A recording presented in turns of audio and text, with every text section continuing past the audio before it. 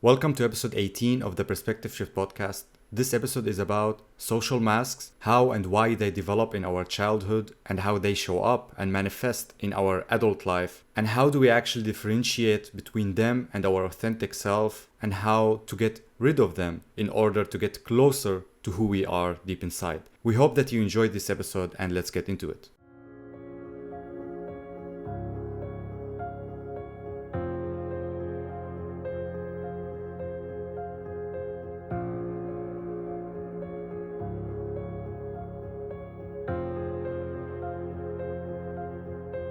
As you're probably aware, social masks tend to be, I don't want to call them a necessity, but they're probably at least considered to be a necessity and a given in today's society, especially due to social media and the way that we kind of live our lives.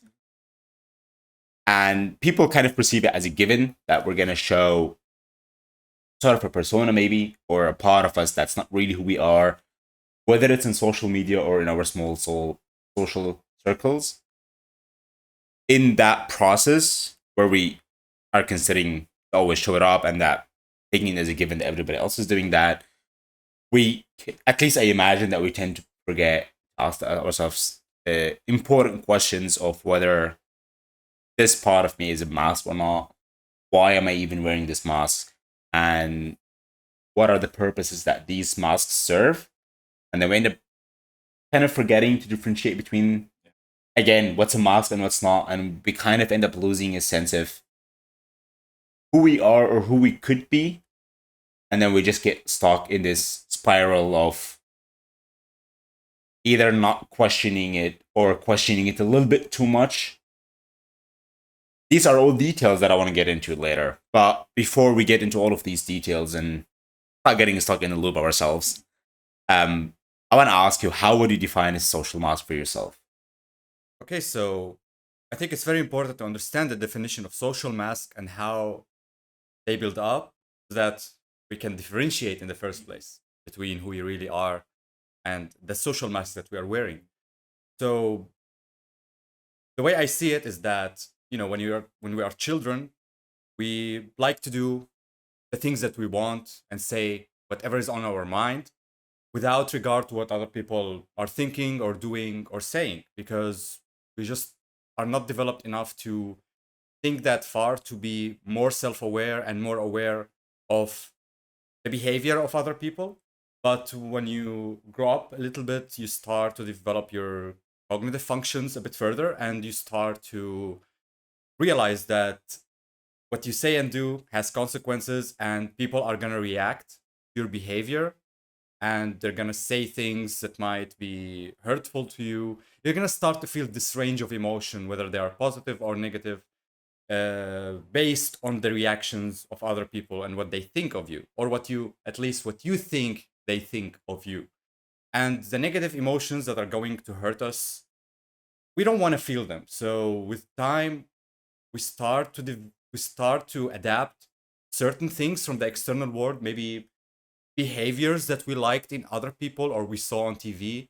We start to collect all of these different things and ideas, and subconsciously, of course, we formulate these different masks so that we can wear when the situation arises where we need to protect ourselves from being hurt, from people who might judge us if we show who we truly are inside, the way we behaved in the beginning when we were younger and we just didn't care about anything happening externally. We just wanted to be ourselves.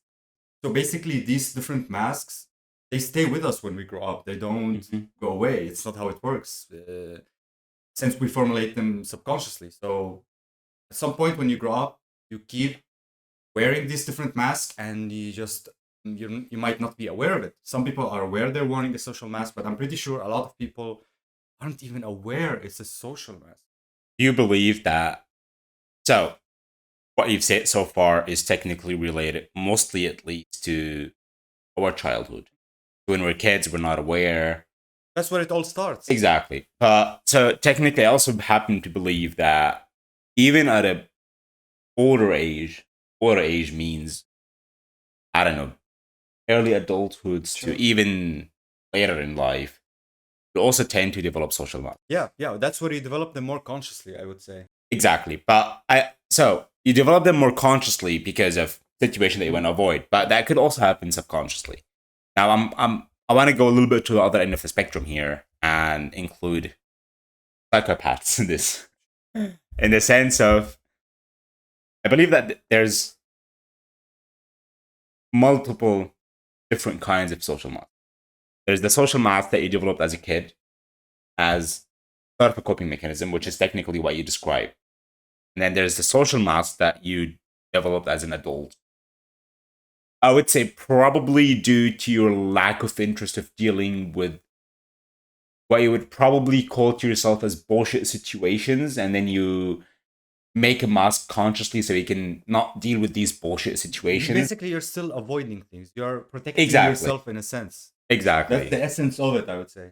And then the third kind of masks is a social mask that you would wear so you can get to a certain goal area, path, whatever you want to call it, because you want to manipulate people. That's what I was referring to on the other end of the spectrum, or a psychopath. Now, the manipulation, of course, can be way too different, so it's not necessarily always a psychopath, but just me going to the extremes here. And it's good when you're aware that there's all these kind of masks.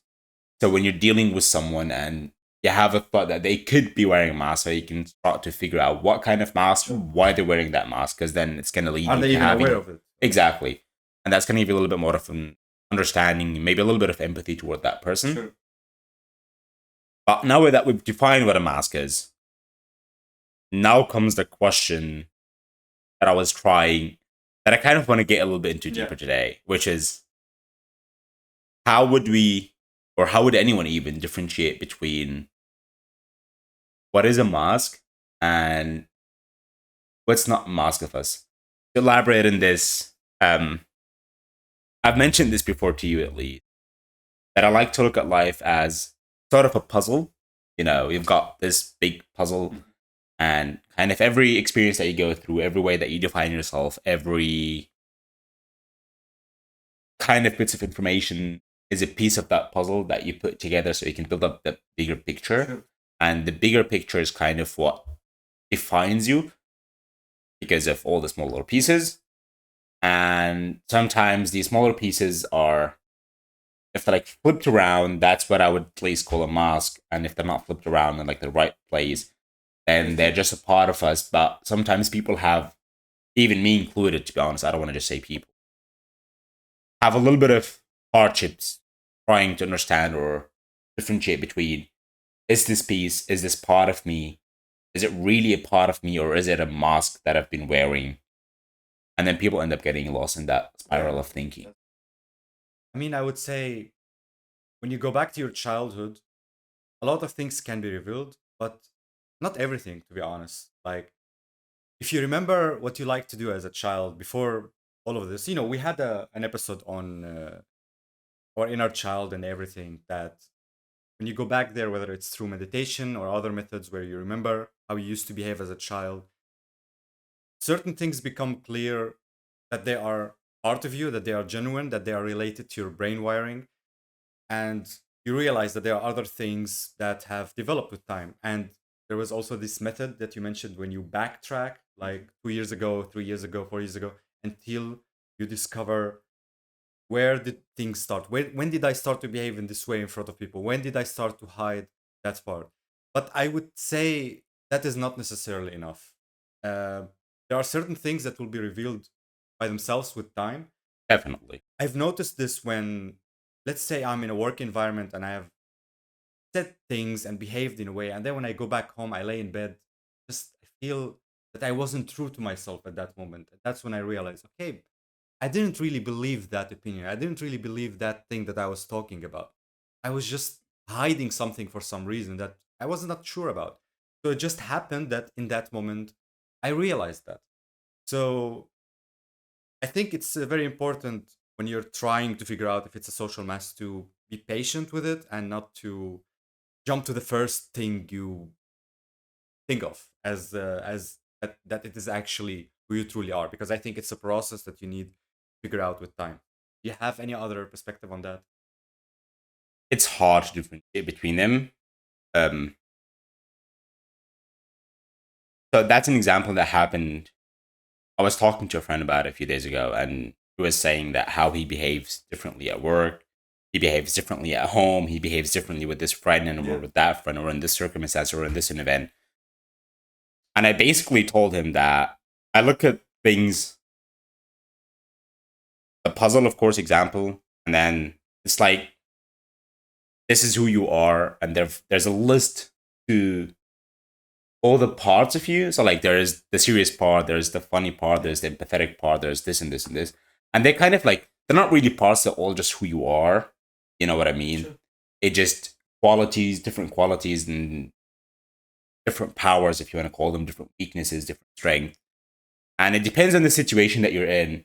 I happen to believe that a part of these are gonna come out. So the example that I always bring up when it comes to this topic is you can't bring up, for example, like when you are in a really sad event, you can't bring up that funny you that much. You can bring it up a little bit to cheer up the situation, sure, but the fun, joyful you shouldn't be up in such an environment. Should be in the background. Exactly. And then the more sad, the more emotional, the more empathetic part of you is the one that's going to be in the foreground. Doesn't mean you're wearing a social mask. Exactly. And then I believe that that's where people are like, I'm usually cheerful, I'm usually joyful. Exactly. It's like, no, that's not necessarily the case. When you start understanding who you are, when you start having a deeper knowledge, understanding, and connection with who you are as a person, how you would like to behave in certain circumstances that feels authentic and genuine to you.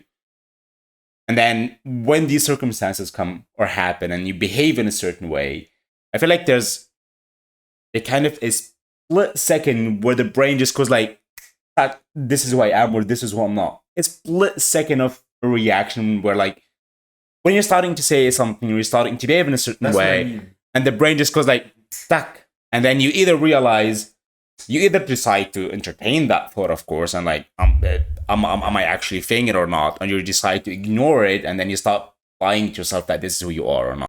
This is why I mean it's a process, and I want to add to that it's really related to your intuition. Like you can approach it logically, which is like going back to your childhood, analyze how you used to live, but it's usually related to your intuition, which is not logical, so you can't control it all the time. So you need to be patient with yourself, and when these moments happen, the one that you just mentioned, like kind of an aha moment of actually who I want to be, you need to remember these, maybe write them down. Definitely. It's like when you wake up and you had a certain dream or a certain thought that may be creative or something that's important you want to do. And if you don't think about it again, if you don't write it down, it's going to go away. So you need to register all of these moments, I guess. So I would say to differentiate between a social mask and who you truly are, once again, you can approach it logically, but you also need to kind of wait for these moments to happen that can also reveal a lot of things that were otherwise can't be revealed. I don't know if you have to wait. I feel like because you can't control these moments. Yeah, you don't have to control them. And what I'm saying is, once you have a better understanding of who you are, in the sense of like, so you know how you can brainstorm about who you are right now or who you want to be or what feels right to you. When you're doing these kind of brainstorms or this kind of internal work, that's when you start to figure out things about yourself. And then these things you can start kind of like the basis. So when you start figuring out these things, they kind of come to the foreground they're not subconscious anymore. They kind of become more conscious. You are more aware of them. And then when circumstances happen, you're probably still going to be reacting or behaving in a subconscious manner. Sure. But that's where the consciousness comes into play and kind of forces you to question if this is who you are or not. Yeah. So like, I would take yesterday as an example. It's because when we were talking and I was kind of getting frustrated and mad and angry, if I was not aware that if I didn't do the work before to kind of realize that this is not the kind of person that I want to be, I wouldn't have gotten to question it. But because I was doing the work of this, and then when it started happening, I was instantly something in the forehead, if in my forehead, was telling me that, hold up, this is not who you are. This is just a coping mechanism. Okay. You know what I mean? You just like you're bringing the process or the questioning matter of this into the forehead of yours. And then when you start behaving in a certain way, that's when your brain is going to start questioning it. Okay, so I kind of say waiting, which is not really waiting, but I say that word because these are situations that you can't control when they will happen. Oh yeah, definitely. So The aha moments are you're basically sitting, waiting for these moments to arise, and when they arise, you're gonna start to be self-aware and learn something from them. But you can't force the situation to happen. definitely. That was what I was trying to me say. You can never force an aha moment. Yeah, that's what I mean. You can never. It just happens. It just happens. That's why you can't rely on logic by itself. Approaching these things that are related to your intuition, to your emotions, you can't approach everything in your being in a logical way. It's just not enough. So that's something we need to accept. I know a lot of people who want the logic to fix everything about them, but that's not gonna work out. You kind of need a balance of.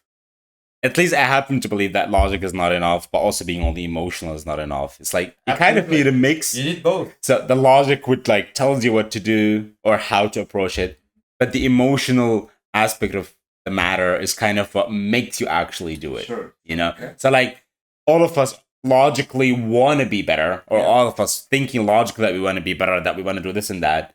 But if you don't have the emotional connection to that, then it's so hard. It's just a thought that none of us is going to pursue. Then you're not going to get the motivation. You're not going to get inspired. You're not going to get excited. All of these different things. But let us go back to the main topic. Moving on, exactly. And this brings me to the next point, which is that, why do we need to differentiate between a social mask and who we are in the first place? Like, I believe that social masks hold us back in life, and that is why it's really important to figure out how these social masks show up in our lives as adults, and eventually how to work on them and get rid of them. But first, let us talk about that. How do you think social masks hold us back in life? How exactly? In too many different ways. Now I kind of want to approach this from a logical and an emotional point of view because of the last. Let's hear that. Let's hear that. So the logical explanation or the logical reason to why it holds us back or how it holds us back is it kind of hides. It's too stressful, right? It is. Because logically speaking, every time you put in a mask, you have to consider and think about it, and then put in the effort and be aware of the mask that you're putting. Too much energy wasted. And so it's too stressful, and it takes too much mental capacity and mental space. And then, logically speaking, as well, a social mask goes against your brain wiring and the way your brain's supposed to function. You're limiting yourself. Exactly. And then now I'm going to go up to the other end, which is the emotional end of it. I feel like the social mask kind of killed. What does that mean? As a child, or as your true self, as human beings, we like to explore. We like to feel things. We like to be genuine, be authentic, and kind of like belong to a group, the sense of belonging, sense of doing something that's bigger than us and helping and then being of purpose, being of service, sorry. But a social mask technically puts all of these qualities of what a human being is away.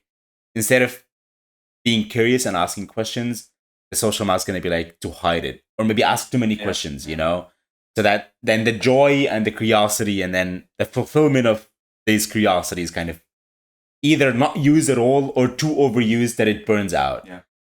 And then again, of course, instead of being emotional about it and feeling emotions, the social mask is either feeling too much emotions, which is going to end up, when you feel something too much, at some point it just becomes dull because you have high resistance and tolerability. You're really tolerable to it. Yeah. Or the social mask is like not to feel anything. So from the emotional end, that's why I said it kills us slowly. Like that's how I look at it. It's like you're building walls around you. Exactly. at some point you just don't realize that they're walls. Maybe I actually have a pretty cool example about that. I've read it in a book called The Untethered Soul, which is it's probably my favorite book right now. And it goes like, someone really there is a person who really enjoys being in the sun and in nature, and he decides to build a cabin in the woods where there are no other people. It's only summer for most of the year. The sun is shining, there is nature around you, and he builds this cabin and he decides that he wanna stay there for the rest of his life. And in the beginning, he's enjoying the sun outside. He spends a lot of time outside, and slowly he enjoys the cabin more and more. He likes it a lot, and slowly he starts staying more inside and not going outside as often. And with time, he starts building more lights in this house and making it more beautiful and fitting for his type of lifestyle. And slowly, he doesn't think about the sun outside anymore. He starts to close the windows, dim the shades, and he just doesn't want the sunlight in the house anymore. He's just enjoying this artificial lights that he was building and gathering and having this, inner beauty of this house. And slowly, these lights start to flicker, and problems in the house start to happen more and more and more. And he's trying to fix things. He's trying to fix these lights, but he's not he's just getting stressed more and more, and the problems keep on happening. And at that point he just forgets that he can simply open the window or open the door and let the sun go in, and he will have light again instead of all of these hurdles and problems that he is going into. And this basically demonstrate that this inner house that he got obsessed with time is basically his different social masks that he was living into that are holding him back in life and faking certain things about his personality. And the outside world, the sun that he was enjoying in the beginning, reflects his inner child, how he used to behave as a child in a genuine self. He was feeling happy and joyful just being outside. And the social masks that he built with time consumed him and just took his life in a completely different path. Sometimes we I hope I explained this example well. It's just I'm sure like, if someone reads a book, it goes in, of course, much better details and maybe explained in a better way. But I really do like this example because it demonstrates how we get stuck in a certain idea in our head that might be not true to us. that kind of remind me of what sometimes you wear a mask too long that you forget who you were beneath it. Yeah, yeah, yeah. That's exactly it. And That's then exactly it. And that's another how. quote goes like, which kind of works for that example of story that you just told. Um, when you are in the darkness, I can't remember the quote, but I can remember the meaning of the quote. It's like when you're in a dark place, you're not aware of your surroundings, whether it's people or simple, and then you just do focus on the darkness because it's all that you can see. And the darkness here can represent anything from problems to pain, darker moments, whatever you wanna, however you wanna define it. But that example just reminded me of these quotes. That's basically how it holds Yeah. you back in life. Like you have this whole world outside, but you're so fixated on this little thing, this little cabin that you fell in love with, and you just don't know how to leave it. Don't even realize that I don't there's know if something you bigger. I'm gonna have to interrupt you there. That's I don't know if you fell in love with. Yeah, and I know it's just a figure of speech, but still, because a lot of people are aware. A lot of people are aware of their masks. A lot of people are aware. Not in the beginning, maybe. Yeah, but even in later stages, they're aware. I have met many people that knew themselves that the way they were acting is a mask, and they've said that to me themselves. Yeah, you and can't they consciously. hated the masks. They hated the fact that they were wearing that mask, but they didn't know why it still remains with You don't them, know how to live. and they didn't know how to get rid of it. Yeah, it's basically like you can compare it to certain addictions. Maybe in the beginning you don't realize that they are becoming an addiction, but when you are so deep in them, you're aware that it's an addiction. You don't want to do this anymore, but you don't know how to get rid of it. You don't know how to leave what you don't know how to get rid of whatever you are addicted to. You don't And know how to go back to how you were before. exactly how you were before. But I also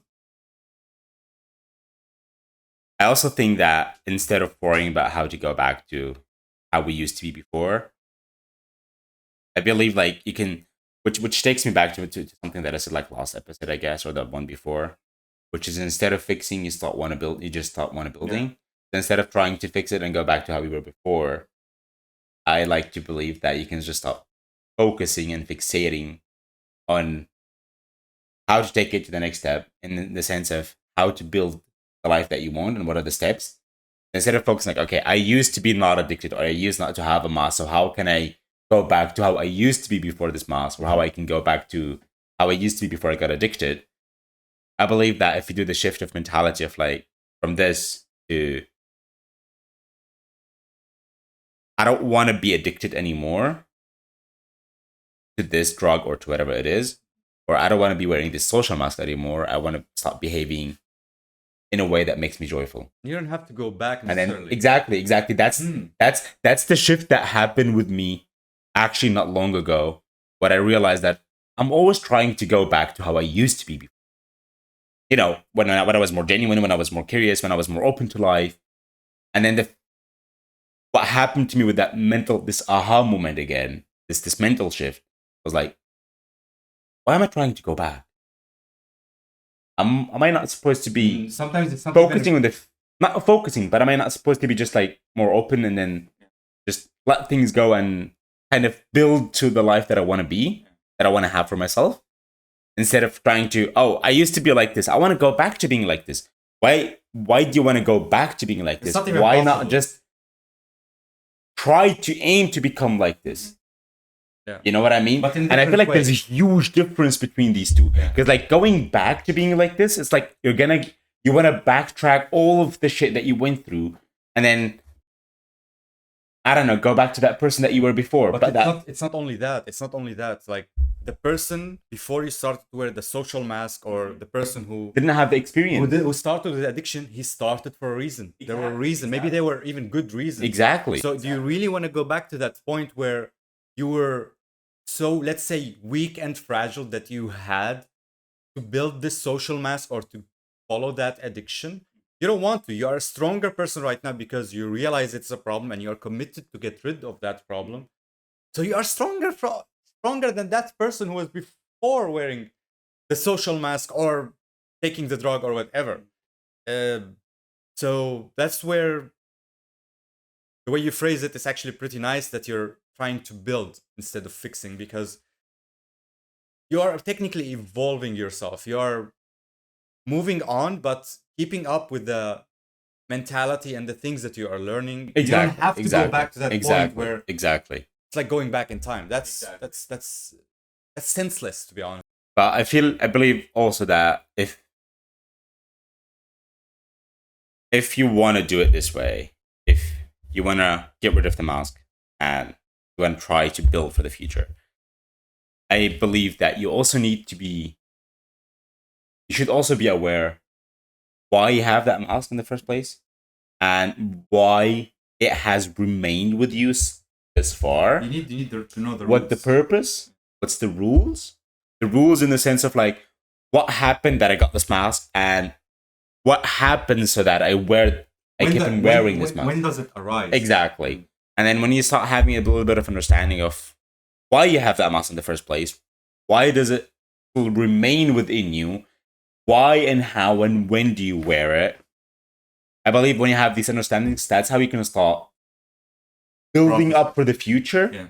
So not you can just remove it, but you can go in the direction that you want to go into. Yeah, I would agree with that. But I would add to that, you also need to understand how vulnerability works, shame and guilt. These things, when you are aware, in the moments where you shame yourself for certain things that you want to say, but you're afraid of saying, these are moments where you basically start to wear a mask and to hide the genuine part of you. Maybe it's even your shadow side, the things that you don't like about yourself, that you're really afraid of showing even your friends and even your partner. So when you are learning how to become more vulnerable and understanding why you shame yourself. When do you feel that shame? That's where the process of getting rid of it becomes also much easier. And when you can't be vulnerable, it's almost impossible to get rid of social mask because you Definitely, can't show the things that you want to show. You're just too afraid of them. And this is relatable to my personal life because only recently I have started to understand vulnerability on a deeper level, and I'm trying to become more vulnerable and use less social masks with people, which is I'm becoming successful at a certain degree.